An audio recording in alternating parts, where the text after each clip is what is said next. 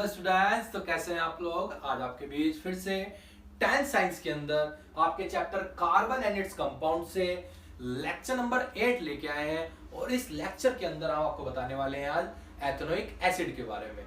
ठीक है, तो इस लेक्चर के अंदर preparation, physical properties, chemical properties और यूजेज होने वाले हैं आपके एथेनोइक एसिड के। इससे पहले लेक्चर के अंदर हमने एथेनॉल कंप्लीट किया था, तो आज कंप्लीट करते हैं एथेनोइक एसिड।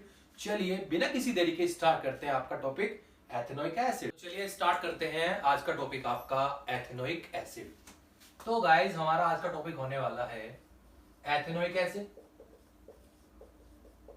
इसका बेटा कॉमन नेम होता है आपका एसिटिक एसिड। ठीक है, इसका फॉर्मूला है जो वो है आपका CH3COOH।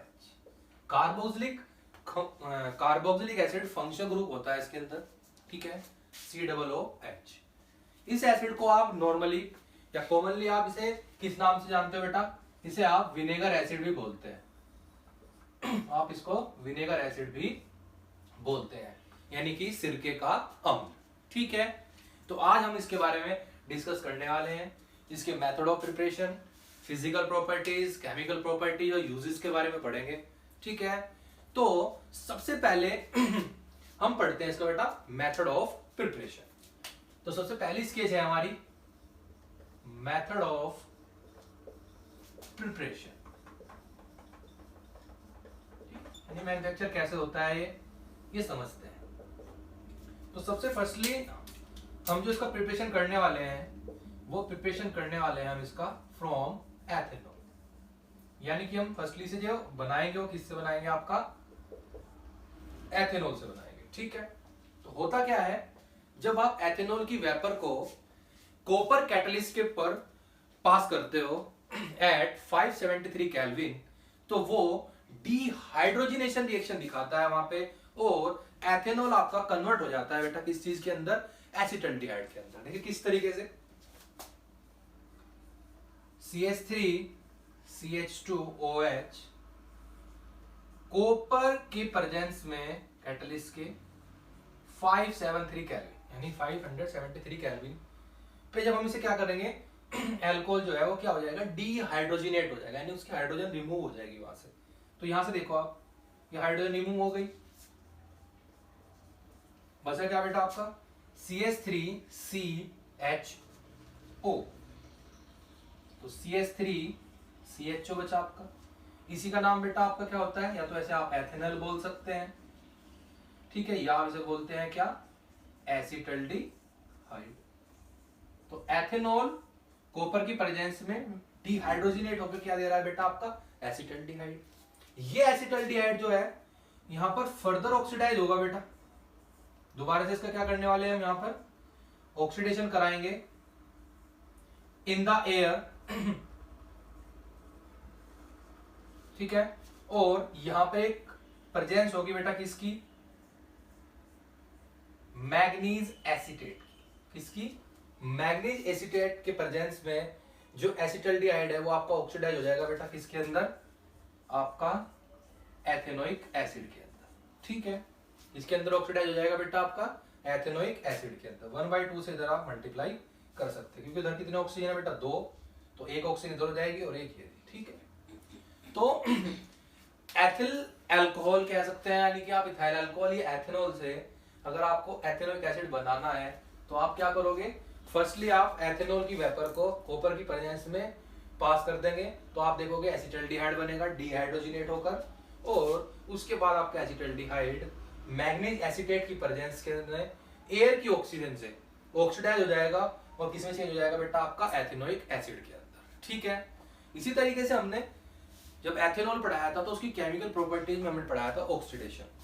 तो एथेनॉल का अगर आप एसिडिफाइड पोटेशियम डाइक्रोमेट या परमैंगनेट की प्रेजेंस में ऑक्सीडेशन कराते हो तो फर्स्टली क्या बनता था आपका? एसिटल्डिहाइड, जो फर्दर ऑक्सीडाइज होकर क्या दे देता था? आपका कार्बोक्सिलिक एसिड या एसिटिक एसिड दे देता था।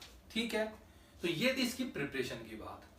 इसी तरीके प्रिपरेशन हमारे पास काफी है, लेकिन हमारे कोर्स के अंदर वे नहीं है 10th के अंदर। ठीक है, क्विक विनेगर प्रोसेस भी है। ठीक है, फ्रॉम इथाइन, यानी इथाइन से भी बना सकते हो, लेकिन वे हमारे सिलेबस के अंदर नहीं है बेटा। तो हम इसके बाद डायरेक्ट क्या करेंगे बेटा? इसकी फिजिकल प्रॉपर्टीज पढ़ने वाले हैं। क्या पढ़ने वाले हैं? आपकी फिजिकल प्रॉपर्टीज।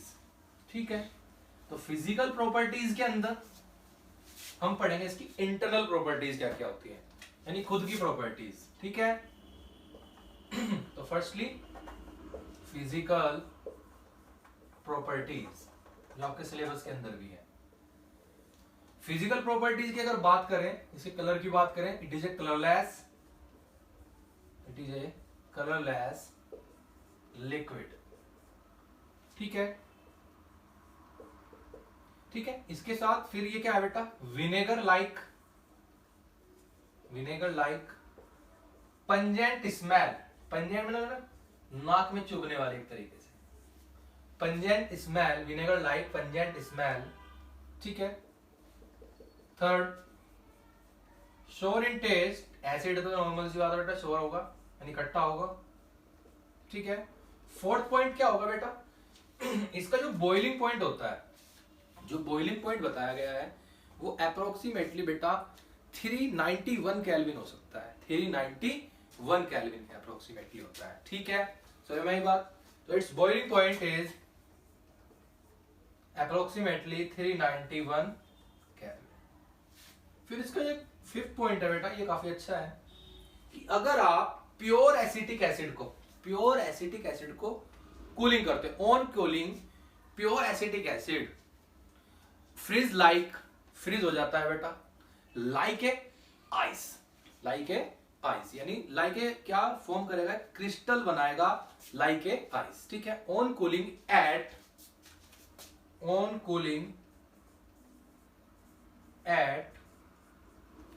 291 केल्विन या 290 समथिंग या लगभग 16.5 degree Celsius, it forms ice like crystal therefore pure acetic acid is called glacial acetic acid. इसी वजह से जो आपके प्योर एसिटिक एसिड को बेटा क्या नाम दिया जाता है? एक ग्लेशियल एसिटिक एसिड भी फॉर्म कहते हैं। क्यों? क्योंकि बिकॉज जो प्योर एसिटिक एसिड होता है वो फ्रीज होने पर लगभग इतने केल्विन या इतने सेंटीग्रेड पे क्या हो जाता है, इतने सेल्सियस पे क्या हो जाता है, वो फॉर्म करता है आइस लाइक क्रिस्टल, जिसे हम क्या बोलते हैं बेटा? आपका ग्लेशियल एसिटिक एसिड बोलते हैं। ठीक है, इसी तरीके से अगर बात करें 6 पॉइंट इसका, it is soluble in water, it is soluble in water due to formation of intermolecular hydrogen bonding with water molecules। Water में क्यों घुल जाता है? क्योंकि बेटा वाटर के मॉलिक्यूल के साथ क्या बनाता है? ये हाइड्रोजन बॉन्डिंग बनाता है, क्योंकि वही चीज आपस में डिसॉल्व हो सकती है जिनके बीच इंटर एटॉमिक इंटरमोलिकुलर इंटरेक्शन जो हो वो सिमिलर हो। ठीक है, तो एसिटिक एसिड जो है, एथेनोइक एसिड है, वो आपका वाटर में डिसॉल्व हो जाता है, सोल्यूबल हो जाता है due to formation of hydrogen bonding. ठीक है, तो ये प्रॉपर्टी थी कलरलेस लिक्विड, पंजेंट स्मेल होगी like a vinegar, sour in taste, boiling point इतना। ठीक है, कूल यानी फ्रीज करने पे इतने केल्विन पे ये फॉर्म करता है आइस लाइक क्रिस्टल। इसी वजह से क्या बोलते हैं आप? ग्लेशियल एसिटिक एसिड भी बोलते हैं। वाटर में सोल्यूबल होता है due to formation of hydrogen bonding. ठीक है, चलिए ये तो इसकी फिजिकल प्रॉपर्टी रही। अब देखते हैं बेटा इसकी केमिकल प्रॉपर्टीज में फर्स्टली इसका पढ़ेंगे हम सबसे पहले एसिडिक नेचर, यानी अगर ये एसिड है तो उसे हम कैसे जस्टिफाई करेंगे कि एसिड है भी या नहीं। तो सबसे पहले बेटा क्या पढ़ेंगे हम? इसका एसिडिक नेचर। तो एसिडिक नेचर के लिए ये बात तो हम क्या देखिए शुरू में ही कंफर्म करेंगे कि जैसे ही इसके सॉल्यूशन के अंदर हम ब्लू लिटमस पेपर डालते हैं तो ब्लू लिटमस पेपर कैसा हो जाता है? आपका रेड कलर का हो जाता है, जो ये शो करता है कि दिस इज एसिड। नंबर 1 बात। अगर हम सेकंड बात करें बेटा दूसरी बात देखें यहाँ पर, तो आप क्या करेंगे, reaction with A reactive metal, और रिएक्शन विद रिएक्टिव मेटल के अंदर भी हम कौन सी मेटल यूज कर लेते हैं, सोडियम, जो कि बहुत रिएक्टिव है, ठीक है। तो हमने पढ़ा था एक प्रॉपर्टी एसिड की, कि जो एसिड जो होते हैं अगर वो किसी भी मेटल से रिएक्ट कर लें, तो मेटल से रिएक्ट करने के बाद वे क्या देते हैं बेटा, आपका एक सोल्ट बनाते हैं और एक क्या बनाते हैं, हाइड्रोजन गैस, ठीक है। तो चलिए देखते हैं हाइड्रोजन गैस बनती है या नहीं बनती। अगर हाइड्रोजन गैस बनेगी तो बेटा बताया था वो एक पॉप साउंड के साथ क्या होगी, उधर बर्न होगी, ठीक है। तो CH3COOH Na से आपने रिएक्ट कराया, तो आप इधर देखोगे कि ये हाइड्रोजन यहां से H किसकी फॉर्म में निकलेगा, H2 की, हमने आपको पहले ही बताया था। और हमारे पास क्या बनेगा बेटा, इधर CH3COOH की जगह कौन ले लेगा, सोडियम, ठीक है। तो डिस्प्लेस कर दिया इधर किसे, हाइड्रोजन को। तो आप क्या देखोगे, इधर H कितने बेटा, एक, इधर कितने बने, दो। तो आप क्या करोगे, दो को एक करने के लिए कितने से मल्टीप्लाई कर दोगे, 1/2 से मल्टीप्लाई कर दोगे, ठीक है। तो क्योंकि इस रिएक्शन के अंदर हाइड्रोजन गैस का एवोल्यूशन होता है, जो इस बात को शो करता है इधर कि कौन सी गैस निकल रही है बेटा, आपकी हाइड्रोजन गैस, ठीक है। तो इसे आप अगर बर्न करोगे तो किसके साथ जलेगी बेटा, आपकी ये बर्न होगी विद ए पॉप साउंड। तो ये पता लग जाता है कि कौन सी गैस है, आपकी हाइड्रोजन गैस, ठीक है। अगर थर्ड प्रॉपर्टी देखें, थर्ड प्रॉपर्टी के अंदर हम देखेंगे reaction with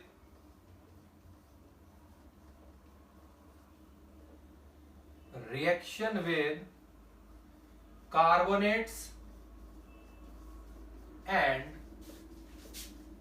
bicarbonates, reaction with carbonates and bicarbonates. तो चलिए देखते हैं, कार्बोनेट्स और बाइकार्बोनेट्स की हमने एसिड की प्रॉपर्टी थी एक, कि जब भी कोई कार्बोनेट या बाइकार्बोनेट किसी एसिड से रिएक्ट करेगा तो वहां पर जो कौन सी गैस निकलेगी बेटा, आपकी CO2 गैस। तो एफरवेसेंस किस चीज का होगा बेटा, CO2 गैस का एफरवेसेंस होगा वहां पर। क्यों, क्योंकि एसिड जो है वो किससे रिएक्ट करेगा, कार्बोनेट या बाइकार्बोनेट से। चलिए इसकी रिएक्शन देख लेते हैं। आपने क्या किया, एसिडिक एसिड अगर है तो आपने उसमें बेकिंग सोडा डाल दिया बेटा, NaHCO3 यानी सोडियम बाइकार्बोनेट या सोडियम हाइड्रोजन कार्बोनेट। तो आप क्या देखोगे, इधर क्या बनेगा, एक सोल्ट CH3COONA। तो एक तो आपका बेटा क्या बन गया, सोल्ट बन गया, ठीक है। एक आपका क्या बनेगा, H और ऑक्सीजन है तो H2O भी बनेगा, और साथ में कौन सी गैस निकलेगी बेटा, इधर CO2। अच्छा, हमें कैसे पता लगेगा कि CO2 गैस निकल रही है, तो उसके लिए हमारे पास बहुत से एक्सपेरिमेंट हम कर सकते हैं CO2 के लिए। जैसे एक बर्निंग कैंडल लो, इस गैस को इकट्ठा करो किसी चीज के अंदर और आप उसके पास करो बर्निंग कैंडल से, तो अगर वो बुझ जाए तो कौन सी गैस होगी बेटा, CO2। दूसरी बात, अगर CO2 गैस को हम लाइम वाटर से क्या कराते हैं, फ्लो कराते हैं, तो वो लाइम वाटर कैसे हो जाता है, आपका मिल्की, जो इस बात को बताता है कि वो गैस कौन सी होगी बेटा, आपकी CO2 होगी, ठीक है। इसी तरीके से अगर ये आपका एसिड कार्बोनेट से रिएक्ट करता है, लाइक सोडियम कार्बोनेट, तो इधर भी क्या होगा, सेम प्रोसेस होगा बेटा, एक सोल्ट बनेगा, एक वाटर बनेगा, और साथ में कौन सी गैस बनेगी, आपकी CO2 गैस, ठीक है। बस डिफरेंस क्या आएगा, इधर Na बेटा 2 है, ऊपर वाले में कितने थे, एक। वो बैलेंस इक्वेशन थी, से बैलेंस हमें करना पड़ेगा, 2 से इधर मल्टीप्लाई करनी पड़ेगी, फिर 2 से इधर भी मल्टीप्लाई करनी पड़ेगी, ठीक है। बाकी सब ओके है, समझ में आई बात। तो ये देखा हमने कि यहाँ पे क्या होगा, CO2 गैस का एफरेसेंस होगा, तो जिससे हमें शो होगा कि वो गैस कौन सी होगी बेटा, CO2, क्योंकि वो बर्निंग कैंडल को बुझा देगी और लाइम वाटर को क्या कर देगी, मिल्की। तो इनसे पता लगता है कि जो एसिडिक एसिड है वो कैसे नेचर का है, आपका एसिडिक नेचर का है, ठीक है, जो एथेनोइक एसिड है। चलिए और देख लेते हैं एक प्रॉपर्टी जिसे आप न्यूट्रलाइजेशन बोलते हैं। न्यूट्रलाइजेशन का मतलब बेटा, जब कोई एसिड किसी बेस के साथ रिएक्ट करेगा तो आपका सोल्ट बनेगा और एक वाटर बनेगा, जो इस बात को शो करेगा कि रिएक्शन कौन सी है, न्यूट्रलाइजेशन, ठीक है। तो जब ethanoic acid, third chemical property है बेटा इसकी, reaction with A base, reaction with base, तो लाइक NaOH, और इस रिएक्शन को हम क्या बोलते हैं, न्यूट्रलाइजेशन। तो चलिए, तो देखो CH3COOH प्लस NaOH, ये रिएक्ट करेगा बेटा, यहां से H और यहां से OH, क्या बाहर हो गया आपका H2O प्लस CH3COONA। इसका नाम होता है बेटा यहां पर सोडियम एसीटेट, सोडियम एसीटेट। तो एसिड जब बेस रिएक्ट करेगा तो एक सोल्ट बनेगा और एक क्या बनेगा, वाटर। इस रिएक्शन को हम क्या बोल देते हैं, आपका न्यूट्रलाइजेशन बोल देते हैं। ठीक है, इतनी बात समझ में आती है। तो ये तीनों रिएक्शन आपकी शो करती हैं कि जो एसिडिक एसिड है, एथेनोइक एसिड है, वो कैसे नेचर का है, आपका एसिडिक नेचर का है। ठीक है, इसके बाद एक और रिएक्शन देखते हैं, वो हमने एथेनॉल में बताई थी, यहां भी बता देते हैं, एस्टरिफिकेशन। एस्टरिफिकेशन या reaction with ethanol, reaction with ethanol, reaction with ethanol. और इसी रिएक्शन को हम क्या बोलते हैं, आपका एस्टरिफिकेशन। ठीक है, अब एस्टरिफिकेशन में क्या पढ़ेंगे, देखो कि जब आपका एथेनोइक एसिड रिएक्ट करेगा बेटा एथेनॉल से, C2H5OH, इस तरह से लिख लिया, बताऊंगा, उससे आसानी हो जाती है आपकी इक्वेशन बनाने में। इन the presence of concentrated H2SO4, तो आप यहां से देखोगे क्या रिमूव हो रहा है बेटा, आपका H2O यहां से रिमूव हो गया। अच्छा, यहां पे लिख लो, आगे करके लिख लो, क्या बचा बेटा, CH3COO C2H5। तो क्या बना बेटा, इसे बोलते हैं हम इथाइल एसीटेट। इथाइल, C2H5 का नाम इथाइल, और CH3CO जो आयन होता है आपका, इसे हम एसीटेट बोलते हैं। तो ये ethyl acetate, this is ester. ठीक है, एस्टर है ये, और इसका आईयूपीएसी नेम होगा बेटा आपका ethyl, ethyl ethanoate, ethyl ethanoate. तो जब ये रिएक्शन होती है तो यहां पर बड़ी स्वीट स्मेलिंग आती है, लाइक ए फ्रूट्स। ठीक है, तो इस तरह से क्वेश्चन पूछा जाता है कि कोई कंपाउंड है, उसने एक कंपाउंड से रिएक्ट किया, कोई अल्कोहल है, और उससे एक कंपाउंड बना जो बहुत ज्यादा क्या है, स्वीट स्मेलिंग है, जिसकी लाइक ए फ्रूटी स्मेल, इस तरीके से पूछा जाएगा। तो आप समझ जाना कि उस रिएक्शन में क्या बन रहा है बेटा, आपका एस्टर का फॉर्मेशन हो रहा है। ठीक है, समझ में बात। इस रिएक्शन में ऐसे होता है कि अगर आपको पता लगाना है कि एथेनोइक एसिड है या नहीं है, तो उसके अंदर आप एथेनॉल डाल के देख लो, in the presence of concentrated H2SO4, थोड़ा सा H2SO4 डालो और उसे देखो, थोड़ा हीट करो, तो आप देखोगे कि वहां पर एस्टर का जैसे ही फॉर्मेशन होगा तो वहां पर आपको एक स्मेल मिलेगी, वेरी स्वीट स्मेलिंग होगी, जो लाइक ए फ्रूट्स। ठीक है, तो आप समझ जाना कि एथेनोइक एसिड उधर है। समझ में आती है बात। चलिए, तो ये एस्टर है। ठीक है बेटा, इसे क्या बोलते हैं हम, एस्टर। और एस्टर का जो फॉर्मेशन होता है उसे क्या बोलते हैं हम, एस्टरिफिकेशन। ठीक है, चलिए, तो एस्टरिफिकेशन की अगर डेफिनेशन पता करनी हो तो हम इसमें बता सकते हैं कि when ethanoic acid react with ethanol in the presence of concentrated H2SO4 to form ester, it known as esterification. This reaction is known as esterification. ठीक है, इसी तरीके से एक रिएक्शन है हमारे पास बेटा, सैपोनिफिकेशन।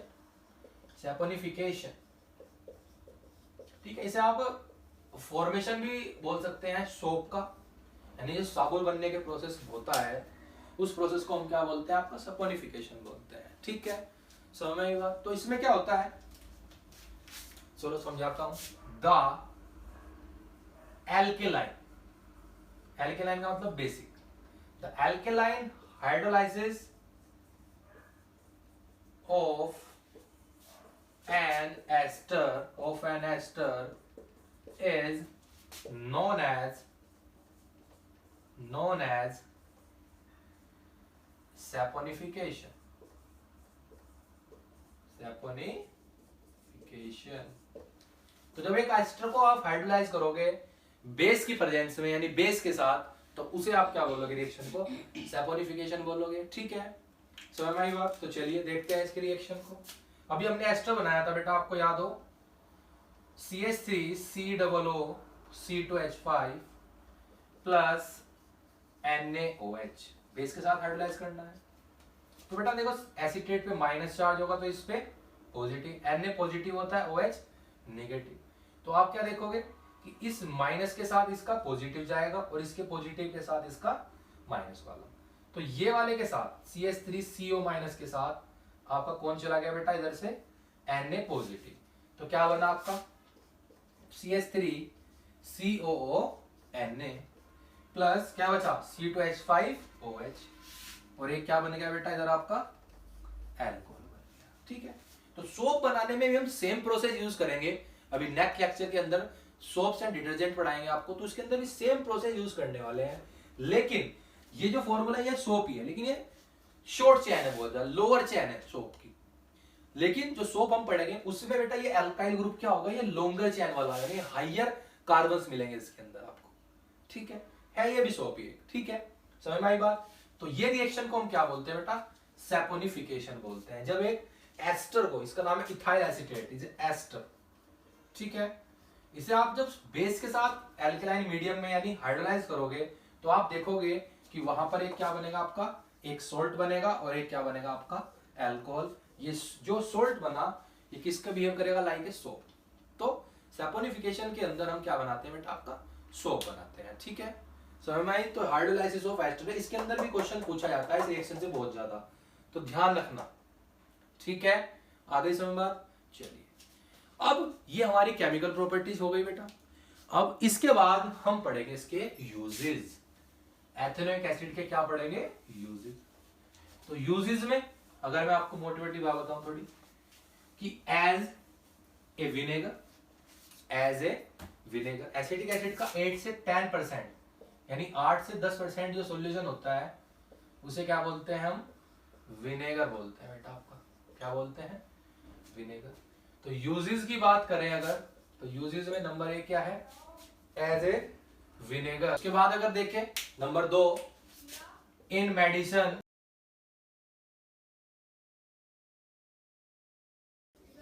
इन मेडिसिन ये देखा गया है कि अगर विनेगर की हायर कंसेंट्रेशन यूज करें तो बेटा वो ब्लड शुगर को रिड्यूस करने में भी यूज होता है। ठीक है, मेडिसिन में यूज होगा।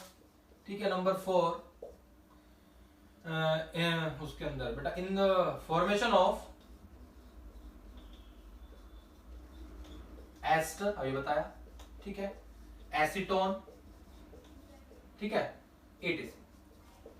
तो एस्टर, एसीटोन वगैरह बनाने में भी क्या होता है बेटा, इसका यूज होता है। ठीक है, समझ में आई बात। चलिए, फोर्थ पॉइंट होगा आपका, एज ए सोलवेंट भी यूज करते हैं इसको हम, एज ए सोलवेंट भी यूज करते हैं। ठीक है, और as a preservative, as a preservative की फॉर्म में भी इसका क्या करा जाता है, यूज। जैसे देखा होगा आपने अचार, पिकल के प्रिजर्वेटिव करने में, यानी कि खराब ना हो तो उसमें क्या डाल देते हैं, विनेगर। समझ में आई बात। तो ये इसके यूजेस थे कुछ। ठीक है, तो सबसे इंपॉर्टेंट चीज है बेटा इसकी फिजिकल प्रॉपर्टीज और केमिकल प्रॉपर्टीज। ठीक है, केमिकल प्रॉपर्टीज के अंदर एस्टरिफिकेशन है।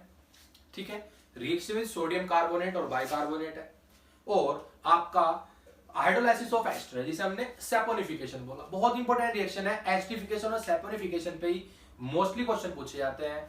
ठीक है, आगे समझ बात, तो ये ध्यान रखना आपको। ठीक है, तो आज की वीडियो में इतना ही। हमारा एथेनॉल हमने लास्ट वीडियो में बता दिया था आपको, इस वीडियो के अंदर हमने एथेनोइक एसिड बता दिया। नेक्स्ट लेक्चर जो होगा इस चैप्टर का लास्ट लेक्चर होने वाला है, उसके अंदर हम आपको सोप्स एंड डिटर्जेंट बताएंगे। ठीक है, आज के लिए इतना ही। अगर वीडियो अच्छी लगे तो लाइक करें, शेयर जरूर करते रहे। ठीक है, धन्यवाद।